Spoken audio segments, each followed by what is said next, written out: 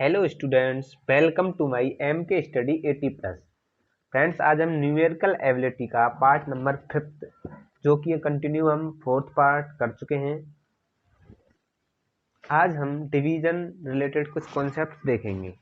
जैसा कि first concept है हमारा rule a divided by b divided by c divided by d and divided by e इस प्रकार दिया हुआ हो तो हम इसे सॉल्व किस प्रकार करते हैं। देखिए, जैसे हम a डिवाइडेड बाई b को a इंटू 1/b लिखते हैं, उसी प्रकार हम इसको भी सॉल्व करेंगे। जैसे हमको क्या करना है कि जो फर्स्ट लेटर होता है, दैट मीन्स फर्स्ट वेरिएबल होता है, उसको हम एज इट इज रखते हैं और एज इट इज रखने के बाद इस डिवाइडेड का चिन्ह को मल्टीप्लाई में परिवर्तित करने के लिए इसके बाद जो भी डिजिट्स होंगे, जो भी संख्याएं होंगी, उनको हम 1 की फॉर्म में लिख देते हैं।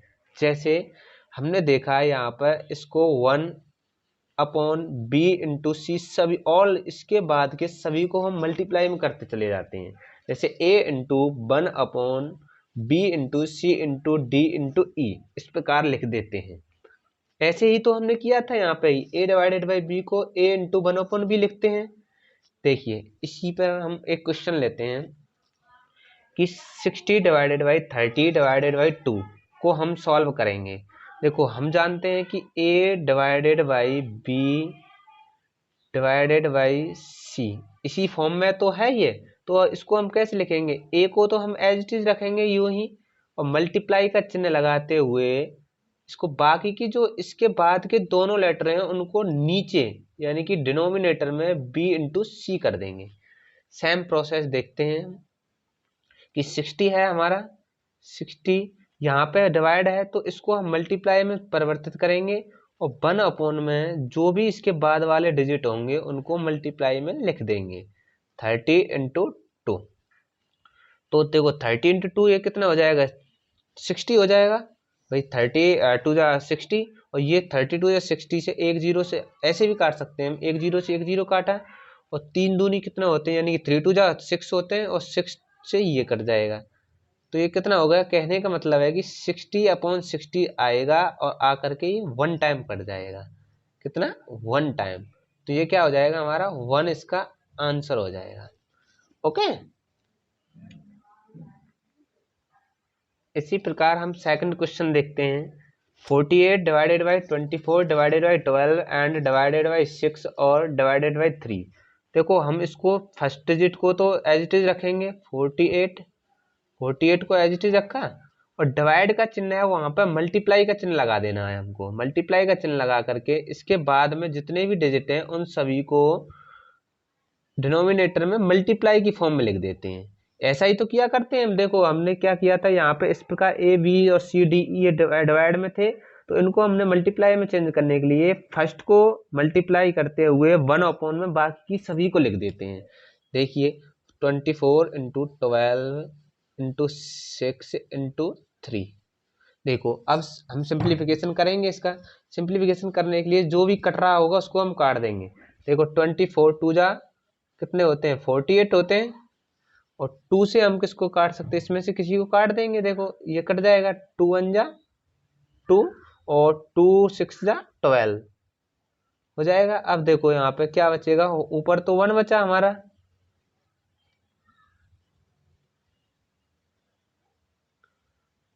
इन तीनों का मल्टीप्लाई कर देंगे हम।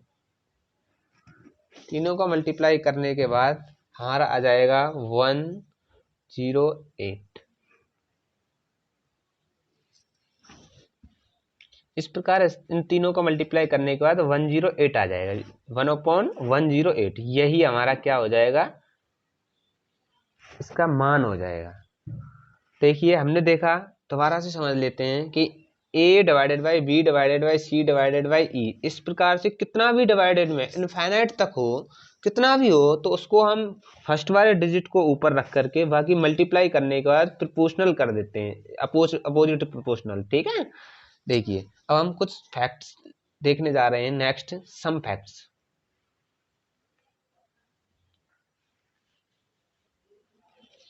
64 डिवाइडेड बाई 8 इसको जब हम डिवाइड करेंगे तो 8 से 64 कितने टाइम कट जाएगा?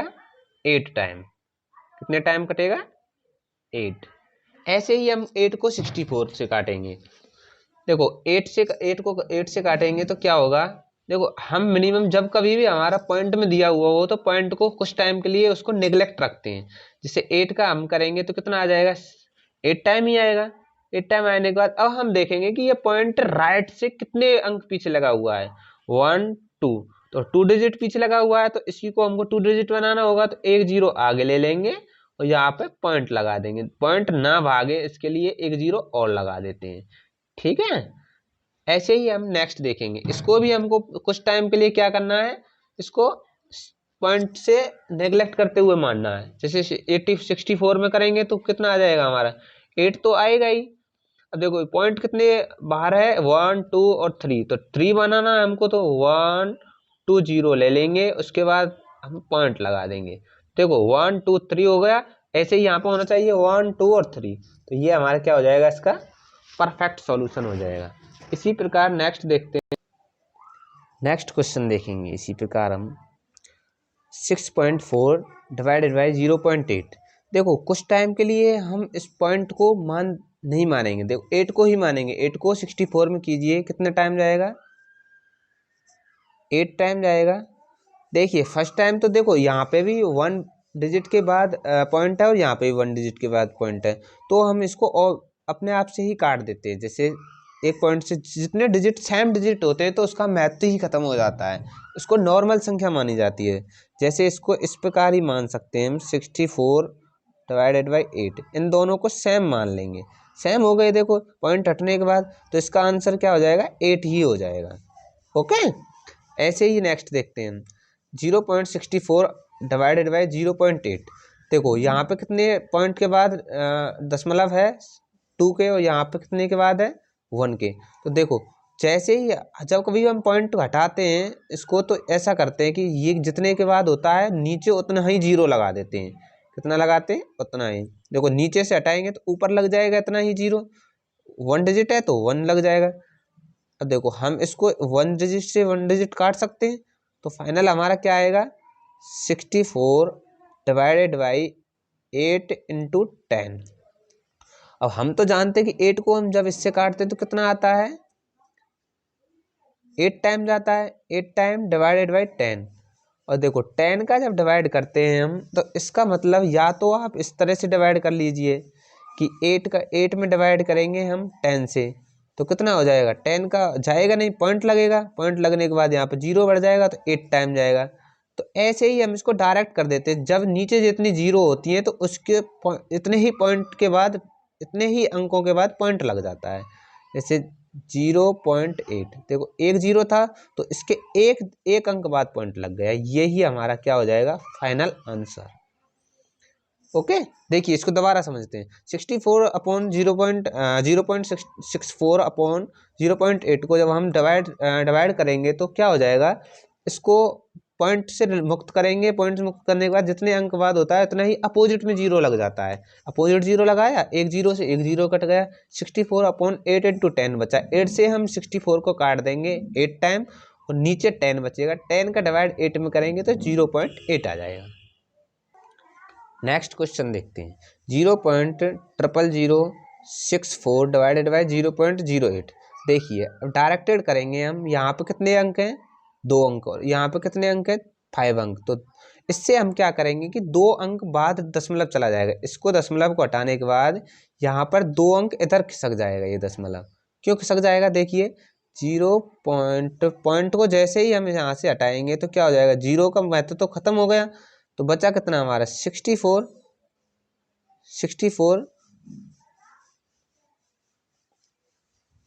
ये पॉइंट यहाँ से खत्म हो गया, तो यहाँ कितना बचा? 8। लेकिन देखो यहाँ पे कितनी शून्य थी? 1 2 3 4 5, तो यहाँ पे कितना? 5 जीरो लगा देंगे हम।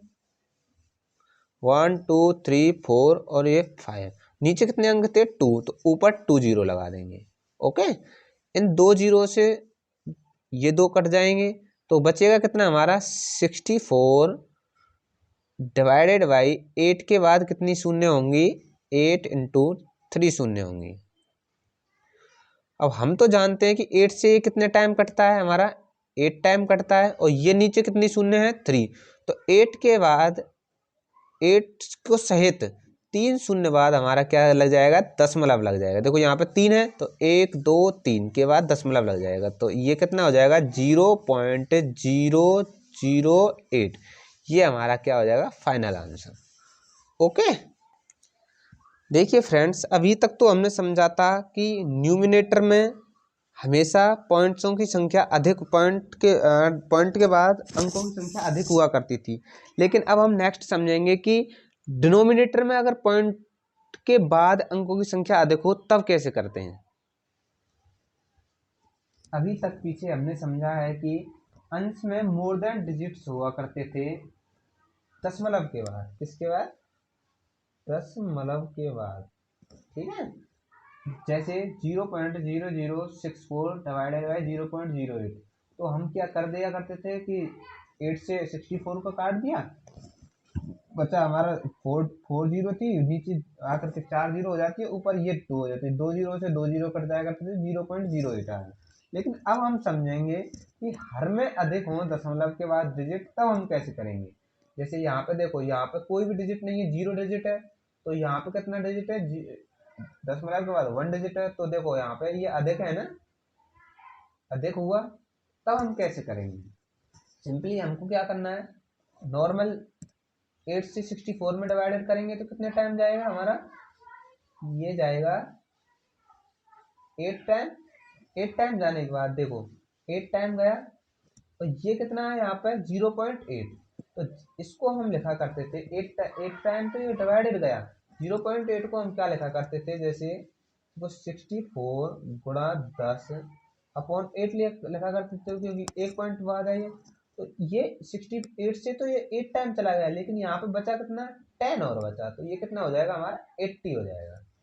फाइनली हमने देखा कि जैसे 64 अपॉन 0.8 को हम लिखते हैं कि ये पॉइंट से हटने के बाद तुरंत ऊपर 10 हो जाता है, यानी कि 1 जीरो, तो ये 640 हो गया, ये नीचे 8 बचा, 8 से 64 कटेगा 8 टाइम, और पीछे एक जीरो है ये, तो ये कितना हो जाएगा हमारा 80 हो जाएगा। ऐसे ही हम सेकंड क्वेश्चन देखते हैं, 0.64 डिवाइडेड बाई 0.444 टाइम 0.8, तो इसको हम कैसे करेंगे, सॉल्व करेंगे कि 0 पॉइंट है, हमको तो पॉइंट हटाना है। देखो पॉइंट हटाने के बाद जैसे ये पॉइंट हटेगा तो जीरो तो यहाँ से खत्म हो जाएगा, तो ये कितना हो जाएगा 64, नीचे कितना जीरो, 1 2 3 4 5, पॉइंट के बाद कितना डिजिट है 1 2 3 4 5, तो ऊपर कितना जीरो लग जाएगा 5, 1 2 3 4 और 5, देखो ऊपर कितना डिजिट है पॉइंट के बाद 2, तो नीचे 8 तो बचेगा ही, 8 के बाद कितना जीरो लग जाएगा 2, 2 जीरो से 2 जीरो कैंसिल हो जाएंगे, 8 से ये 8 टाइम कैंसिल हो जाएगा, वो 8 से 8 टाइम कैंसिल हो गया, तो ये ऊपर कितना बचा 8 इंटू 1 2 और 3 30, तो फाइनल कितना हो जाएगा, इसका मल्टीप्लाई करेंगे तो 8000। देखो इसमें और इसमें हमारा क्या अंतर था, यहाँ पे तो जब हमारा अंश में दशमलव के बाद अधिक पॉइंट हुआ करते थे तो हमारा क्या दशमलव में आंसर आया करता था। यहाँ पर ऑलवेज जब हर में यानी कि डिनोमिनेटर में अधिक होंगे तो आंसर हमेशा विदाउट दशमलव के आएगा, बिकॉज क्योंकि नीचे से जितना पॉइंट अधिक होता है ऊपर इतना ही शून्य लग जाता है। ओके, एक हम अंतिम क्वेश्चन लेते हैं, 0.3200 डिवाइडेड बाई 0.8 0.00008, इसको हमें सॉल्व करना है, इसका मान निकालना है। देखो यहाँ पे हमको क्या करना है, फर्स्ट टाइम 3 2 और 0 लिख लेंगे। देखो यहाँ पे 0 है तो इसको 0 को एज इट इज उतार लेंगे। अब देखो नीचे 1 2 3 4 5 है, तो ऊपर हमें 5 टाइम 0 और लगाना है, 1 2 3 4 5। देखो यहाँ पे कितना था, अपोजिट 0 लगाते हैं ना, आपको तो पता ही है 3 2 0, यानी कि 3 डिजिट है, तो नीचे हम 8 लिखने के बाद 3 डिजिट लगा देंगे। इसके बाद वाला पहले वाले जीरो का कोई महत्व नहीं होता, क्योंकि ये तो केवल डिजिट काउंटिंग के लिए होता है। ऊपर इसके एक जीरो लग गया, ये फ्री हुआ यहाँ से। दशमलव से अंक से पहले की जो जीरो होते हैं वो अमान्य हो जाते हैं जैसे ही दशमलव को हटाने के बाद। 8 इंटू देखो 1 2 3, तो यहाँ पर 3 टाइम जीरो हो जाएगा। 3 टाइम जीरो से 1 कट जाएगा, तो बचेगा कितना, देखो 8 से 32 कितनी बार कट जाएगा, 4 टाइम कट जाएगा ये। 4 टाइम कटने के बाद देखो यहाँ पे 4, एक जीरो यहाँ पे बचा हुआ है और 2 जीरो ये बचे हुए हैं। फाइनल आंसर कितना आ जाएगा हमारा, 4000, यानी कि 4000।